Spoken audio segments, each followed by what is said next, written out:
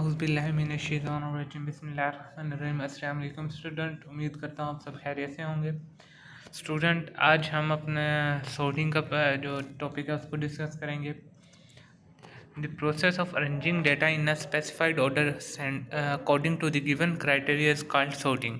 कि सॉर्टिंग कहते हैं हम किसी डाटा को अरेंज करना, वो अरेंज किस तरह करना है, वो किसी स्पेसिफिक क्राइटेरिया पे। ठीक है।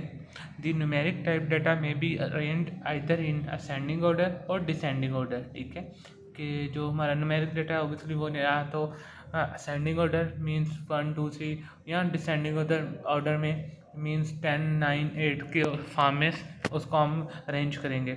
सिमिलरली करेक्टर टाइप डाटा में भी arrange in alphabetical order.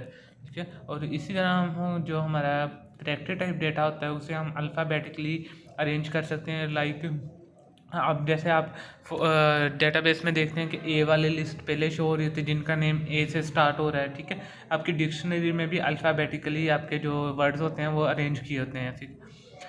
sorting is one of the most important operation perform by the computer.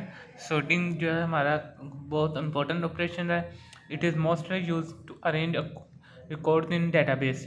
ठीक है, डेटाबेस में sorting जो है वो इंतहाई लेवल पे यूज़ होती है। ठीक है, हमें कोई भी काम करना होता है हम पहले sorting यूज़ कर लेते हैं। ठीक है, अब डेटाबेस है, सपोज करें किसी एम्प्लॉय की लिस्ट की डेटाबेस है तो उसमें हम sorting कर लेते हैं एम्प्लॉय आईडी के हिसाब से। ठीक है, यहाँ जो उसकी अपॉइंटमेंट डेट है उस हिसाब से हम अरेंज कर सकते हैं। ठीक है, डिफरेंट क्राइटेरिया हम अपनी नीड के मुताबिक sorting कर सकते हैं डेटाबेस में। Are record in a database consist of several fields. Database में फील्ड्स कहते हैं कि जो आपके कॉलम होते हैं। ठीक है, डेटाबेस में जितने भी रिकॉर्ड्स होते हैं उनकी सेवरल फील्ड्स होती हैं, काफ़ी कॉलम्स होते हैं। ठीक, और रिकॉर्ड कहते हैं एक रो को। अब कैसे हम स्टूडेंट का ही डेटाबेस लगा लें तो एक स्टूडेंट के अगेंस्ट उसकी डिफरेंट फील्ड्स होंगी। लाइक उसका रोल नंबर होगा, नेम होगा, father name, CNIC, date of birth, उसके प्रीवियस डिग्री के मार्क्स, ये डिफरेंट फील्ड्स होंगी। ठीक है, तो हम इसके अकॉर्डिंग हर फील्ड के अकॉर्डिंग हमें डाटा की sorting करने की ज़रूरत पड़ती है। It contains one or more field whose values uniquely determine the record in the database file। ठीक है, कि डेटाबेस फाइल में एक या एक से ज़्यादा फील्ड मिलकर ये बेसिकली डेटाबेस का टॉपिक है, इसलिए मैं इसको डिटेल में डिस्कस नहीं कर रहा फिलहाल। ये जब डेटाबेस हम पढ़ेंगे तो उसमें ये डिटेल से डिस्कस किया जाएगा कि क्या होती है।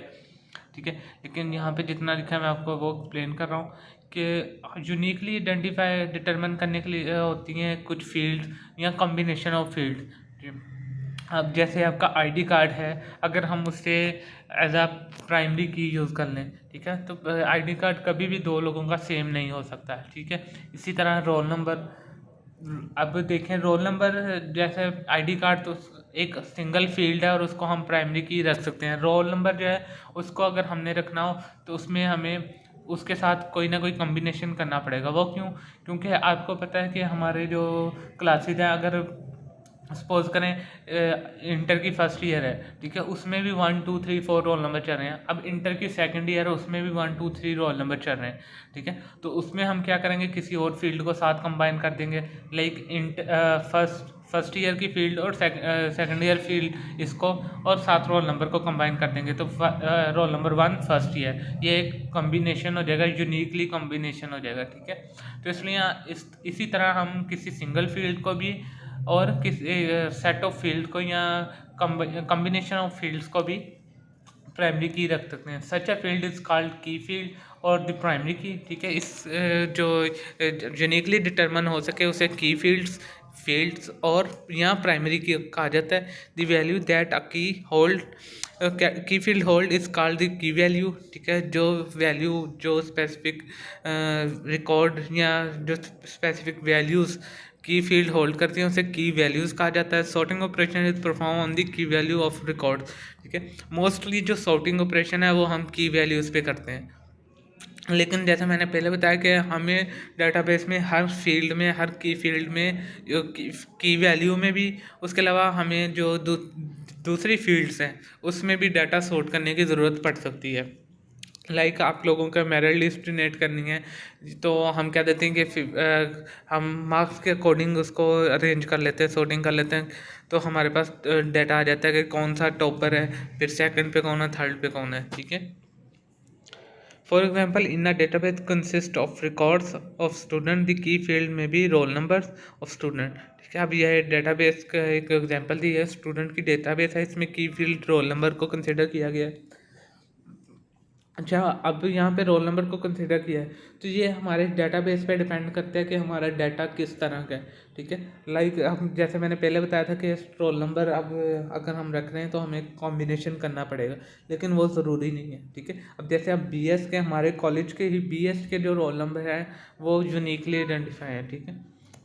इन जो कंप्यूटर वाले हैं उनके 1 से लेकर 200 तक हैं, इसके बाद जो 201 से लेकर 400 तक कोई और शुरू हो जाते हैं, इस तरह डिफरेंट है, वो यूनिक है, ठीक है। तो उसके लिए हम जस्ट एक रोल नंबर की फील्ड को ही की फील्ड या की वैल्यू रख सकते हैं।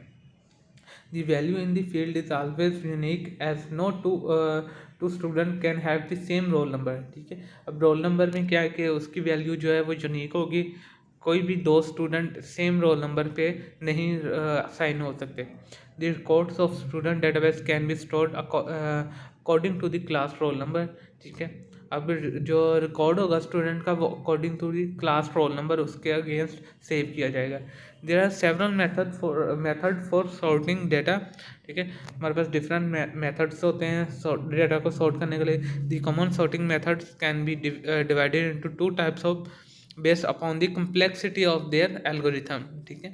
अब कम्प्लेक्सिटी क्या होती है, जब हम एल्गोरिथम वाला चैप्टर पढ़ेंगे, ठीक है, तो उसमें हम कम्प्लेक्सिटी देखते होते हैं।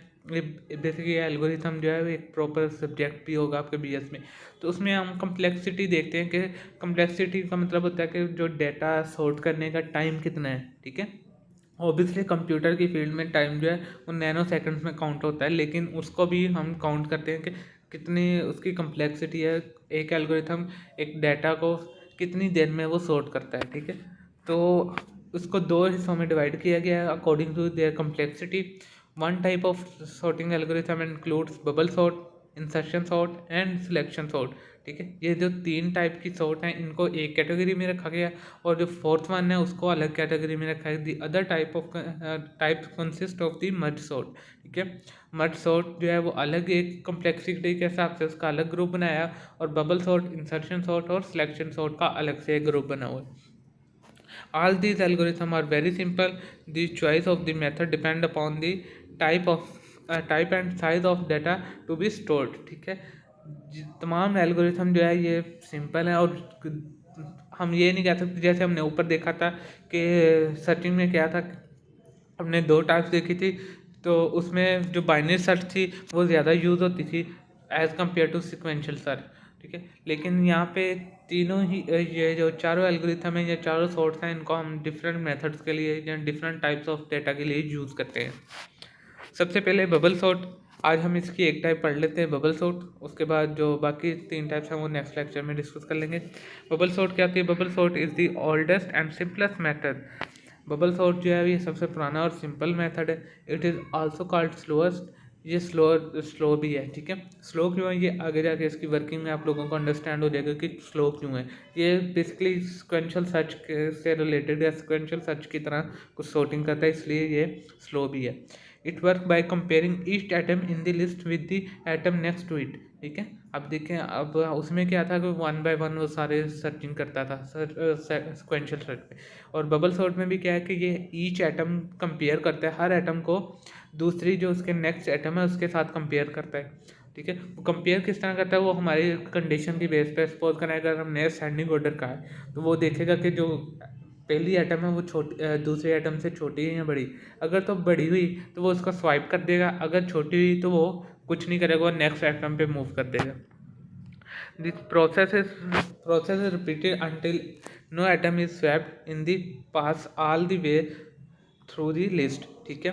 अब क्या करेगा कि ये तब तक प्रोसेस कंटिन्यू चलता रहेगा जब तक कि हमारे पास कोई ऐसी कंडीशन नहीं आ जाती कि कोई वैल्यू आपस में स्वैप नहीं हो रही, ठीक है। This causes larger value to bubble, ठीक है, to the end while smaller value sink toward the beginning of the list, ठीक है। अब क्या होगा कि जो लार्जर वैल्यू होगी वो लास्ट पे चली जाएगी और स्मॉलेस्ट वैल्यू फर्स्ट पे आ जाएगी, जिसे सिंक कहा जाता है और बबल कहा जाता है। लार्जर वैल्यू को बबल कहा जाता है और जो स्मॉलेस्ट वैल्यू से सिंक कहा जाता है। The bubble sort is generally considered to be the most efficient sorting algorithm. However, it is simple and can be easily implemented. It is used for sorting only a small amount of data. ठीक है, जिस तरह हमने sequential search में देखा था कि वो स्मॉल अमाउंट ऑफ डेटा के लिए तो इजीली रीजनेबल है, ठीक है, लेकिन लार्ज अमाउंट ऑफ डेटा के लिए वो काफ़ी उसकी कम्प्लेक्सिटी बढ़ जाती है, ठीक है। टाइम कम्प्लेक्सिटी इसके कहते हैं, ठीक है। कम्प्लेक्सिटी भी डिफरेंट टाइप्स की होती है, स्पेस कम्प्लेक्सिटी, टाइम कम्प्लेक्सिटी, ठीक है, उसके अलावा भी। लेकिन हम यहाँ पे टाइम कम्प्लेक्सिटी को देखेंगे। अगर हम बबल सॉर्ट किस लार्ज अमाउंट ऑफ डेटा पे यूज़ करें तो उसकी जो टाइम कम्प्लेक्सिटी है वो काफ़ी इंक्रीज़ हो जाती है, क्योंकि वो हर डेटा आइटम को चेक करता है, कंपेयर करता है दूसरी डेटा आइटम के साथ। To sort data in an array of n element n-1 insertion are required, ठीक है। अब n अगर डेटा आइटम है, सपोज करें हमारे पास 100 डेटा आइटम है, तो उसके लिए जो हमें आइट्रेशन चाहिए होंगी वो 99 आइट्रेशन होगी, ठीक है। तो ये काफ़ी, अब हमारी डेटाबेस में तो हज़ारों की तादाद में वैल्यूज़ पड़ी होती हैं। अगर हम उसको कंसीडर करें बबल सॉर्ट के साथ तो वो तो फिर काफ़ी टाइम कंज्यूमिंग मेथड होगा, ठीक है। टाइम कम्प्लेक्सिटी काफ़ी इंक्रीज़ हो जाएगी। तो इसलिए अगर हमारे पास लाइक सपोज करें 5 आइटम्स हैं या 6 आइटम है, तो जस्ट हमें 6 आइटम के लिए 5 आइट्रेशन करनी पड़ेगी, जो कि काफ़ी शॉर्टली काम हो जाएगा, ठीक है। The following step explain sorting of the data in an array in ascending order using bubble sort method, ठीक है। अब नीचे एक एग्जांपल दी गई है ये वाली, इसमें क्या करना है, हमने बबल सॉर्ट के ज़रिए इसको सॉर्ट करना है, ठीक है। अब बबल सॉर्ट के ज़रिए किस तरह सॉर्ट करना है, सबसे पहले फर्स्ट आइटरेशन में वो क्या देखेगा कि, अब यहाँ पे देख लेते हैं, A0 is compared with element A1, ठीक है। फर्स्ट एलिमेंट को सेकंड एलिमेंट के साथ कंपेयर करेगा। Since 4 is not greater than 19 there will be no change in the list, ठीक है। अब 4 देखें, यहाँ पे क्या है, 4 जो है वो 19 से छोटा है। असेंडिंग ऑर्डर में हमने क्या करना था, छोटे वाले वैल्यू को फर्स्ट पे लाना था। तो 4 जो है वो इससे छोटा है 19 से, तो इसमें कोई चेंज नहीं आएगा, एलिमेंट आर नॉट इंटरचेंज, ठीक है। अब सेकंड क्या करेगा, A1 is compared with element A2, ठीक है। 19 को 1 के साथ कंपेयर करेगा। Since 19 is greater than 1 the value are interchange. अब क्या होगा कि 19 आपको पता है 1 से बड़ा है, तो वैल्यू को आपस में स्वाइप कर देगा। 19 1 की जगह आ जाएगा, 1 19 की जगह चला जाएगा। A2 is compared with element A3 since 19 is greater than 3 then value are interchange। अब फिर क्या करेगा, 19 को 3 के साथ कंपेयर किया जाएगा, क्योंकि 19 बड़ा है 3 छोटा है, तो वो क्या करेगा, आपस में वैल्यू को स्वाइप कर देगा। नीचे आप ये देखिए डायग्राम बनाई हुई है, यहाँ पे पहले 4 के साथ 19 कंपेयर किया, कोई वैल्यू इंटरचेंज नहीं हुई। सेकेंड आइटरेशन में क्या हुआ कि second iteration in second step, ठीक है, उसमें क्या हुआ कि 19 को 1 से कंपेयर किया, स्मॉल था 1, 19 ग्रेटर देन था, तो हमने क्या किया, उसको स्वाइप कर लिया। इसी तरह 19 और 3 के साथ कंपेरिजन होगा। अब फाइनल इस आइटरेशन के बाद हमारे पास ये वाली फाइनल लिस्ट आई है, ठीक है। अब आइटरेशन 2 में क्या होगा, A0 अगेन अब स्टार्ट से कंपेयर करना शुरू करेगा। A0 compare with element A1 since A4 is greater than 1 the value are interchange. अब 4 जो है वो 1 से ग्रेटर देन है, तो वैल्यू को इंटरचेंज कर देगा आपस में। A1 इज compared with third element A2 since 4 is greater than 3 the value are interchange. अब 4 जो है वो 3 से भी ग्रेटर देन है, तो क्या करेगा, वैल्यू को इंटरचेंज कर देगा, ठीक है। अब at the end of the second iteration the second largest value move to the second last position in the array।